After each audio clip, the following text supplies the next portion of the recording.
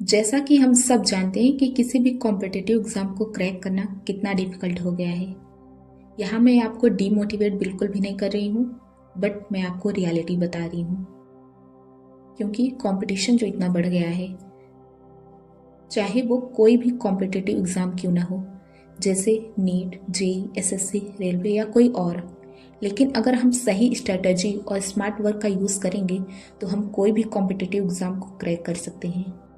But मैं इस video में एक इंडिविजुअल टॉपिक नीट एग्ज़ाम के 15 डे स्ट्रेटेजी शेयर करने वाली हूँ।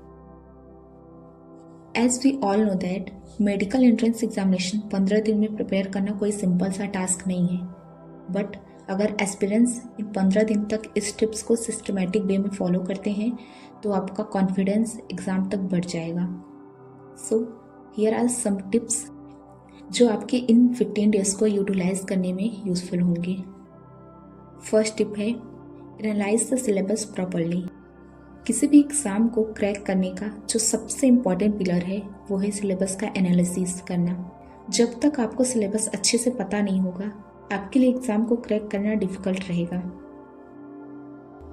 अच्छे से यहाँ मतलब है कि सिलेबस में जितने भी चैप्टर्स दिए हुए हैं उन चैप्टर्स के आपको टॉपिक और सब टॉपिक्स पता होने चाहिए।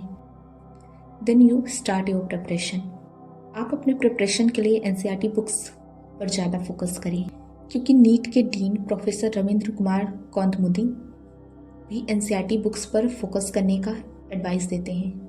उनका कहना है कि most of the questions syllabus और एनसीईआरटी बुक्स पर ही बेस्ड होते हैं, सो आप एनसीईआरटी पर ज़्यादा ही फोकस करें। Tip number 2, revise the chapters and focus on the diagrams, flowcharts as well. Revision is the key of cracking NEET or any other examination. यह अक्सर पाया गया है कि टॉपर्स अपने सिलेबस को कम से कम 2 बार तो रिवाइज करते ही करते हैं, क्योंकि आप कितना भी क्यों ना पढ़ लें, अगर आप प्रॉपरली रिविज़न नहीं करेंगे तो एग्ज़ाम हॉल में आप अप्रोप्रिएट वे में आंसर्स को रिप्रेजेंट नहीं कर पाएंगे। एक बार आपका सिलेबस कंप्लीट हो जाए तो आप उन चैप्टर्स को ज़्यादा से ज़्यादा रिवाइज करें जो चैप्टर्स एग्ज़ाम में ज़्यादा वेटेज रखते हों। As we all know that NEET में बायोलॉजी 360 मार्क्स के साथ हाईएस्ट वेटेज रखता है, बट हमें फिजिक्स केमिस्ट्री पर भी अच्छे से फोकस करना चाहिए। एंड आप ये भी मेक श्योर करें कि चैप्टर्स में जितने भी डायग्राम्स, फ्लो चार्ट्स हैं आप उनको अच्छे से कवर करें, क्योंकि डायग्राम्स, फ्लो चार्ट्स आपके आंसर्स को इंगेजिंग और स्कोरिंग बनाते हैं। Tip number 3, take a mock test daily. Once you have done your syllabus तो आप मॉक टेस्ट और प्रीवियस ईयर क्वेश्चंस को सॉल्व करना शुरू कर दें। एज यू नो आपके पास 15 डे ही लेफ्ट हैं, सो मॉक टेस्ट और प्रीवियस ईयर क्वेश्चंस को सॉल्व करने से आप एग्ज़ाम में आने वाले क्वेश्चंस के डिफ़िकल्टी से फेमिलियर रहेंगे और आप उस वक्त पैनिक नहीं करेंगे, क्योंकि पहले से ही आप उस टाइप के क्वेश्चंस को अटेम्प्ट कर चुके होंगे।